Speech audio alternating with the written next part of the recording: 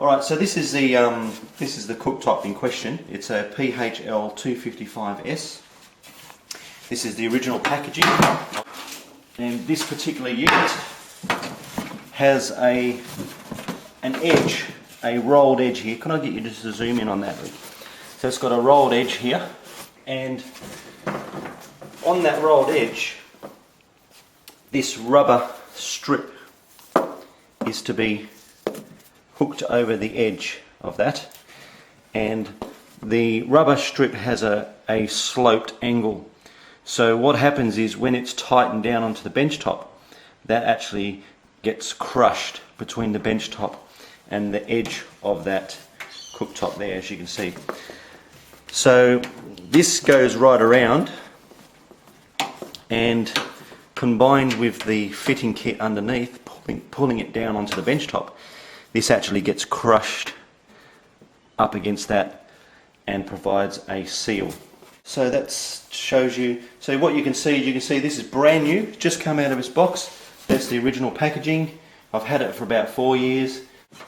I think this rubber is also a very important part of the installation, because it not only does it neaten that junction, but it also serves as a seal to stop any moisture. I want to direct your attention now to these fixing holes. This is really my problem that I have with this unit.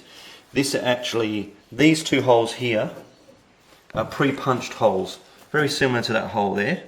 They're pre-punched, and there's two at the back and there's two at the front of the unit, which are designed to take these brackets and to screw into there. Now my whole problem with this installation is that when I go to tighten these up, for me to be able to get that tight seal against the bench top, you need to be able to pull it, tighten it up so much, tighten it up enough so that it pulls down on the bench top.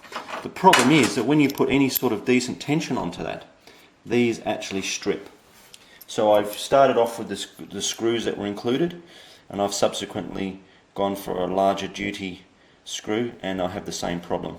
So now I want to demonstrate now the actual issue that I'm having with the installation of this cooktop. But you can see it's ready to go, all ready to be put in, and I'll show you now the problem that we have. Alright, so this cooktop is now rested in its hole, in its cutout, and you can see that this needs to be pulled down. As you can see, once I put pressure on that, the rubber gets compressed and it forms a tight seal. As it is at the moment, it's just resting in there. You need to tighten it up. That's just not acceptable the way it is there now.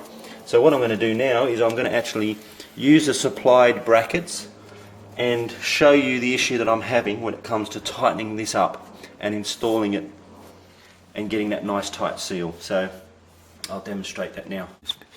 Figure 1B there shows the proper clamping position. So you can see that the return part of the bracket is flush against the underside of the bench top, and then it's screwed into what I would assume would be those pre-punched holes. But you'll see that I've got them loosely in position. Now I am using a slightly heavier duty screw, tech screw, because the initial self-tapping screws were not adequate in this case. So what I do is I basically just hand tighten them all the way around. So I'm just starting to pull down now on the bench top. You can see now that I've pulled down. That's actually hand tight now. I'll just get you just a video of that still needs to close up there.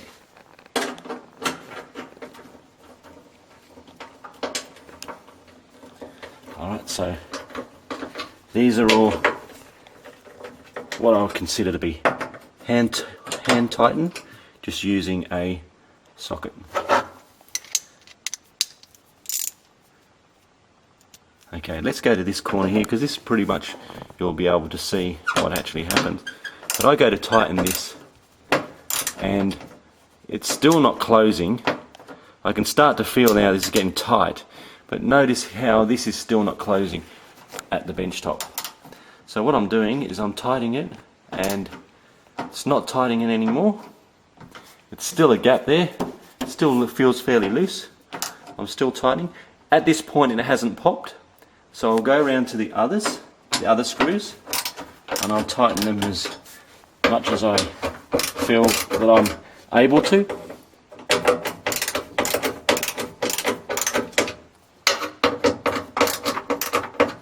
Okay, so they're not over tight, but they're just starting to feel like they're starting to bite. Now you heard that popped just then. Don't know if you got that on the camera there, Rick, but I'll just do it again. I'm tightening it and it's popping. Alright, so that's stripped there, and that hasn't taken a lot of pressure at all to strip there, and it doesn't pull it down enough for me to be able to get that tight enough. Now if we go over to this bracket here, and I go to tighten this one up, you can see that it still doesn't pull down tight enough. It's still loose, and it doesn't allow me to get it tight enough. I'll tell you when it's about to pop. Pop. So it doesn't pull down tight enough for that to close up hard against the bench top. If there was a nut or a threaded block on the inside of the cooktop that you can actually screw that into, then that will pull that down tight enough and you'll get that tight seal. Because this is a very light gauge galvanized plate, it's not allowing me to get the required tension to pull this down onto the bench top. Now because of this, I've actually had to go and buy another cooktop. I went out and bought another ceramic unit because they seem to have a flatter finish, and I reckon that you guys should come to the party in some sort of compensation for this, because I have done my best to try and get this fitted and fitted as per the instructions, but the actual installation fitting kit, or the actual installation process, doesn't seem to be adequate to be able to pull this down tight enough so that you get a seal between the cooktop and the bench top.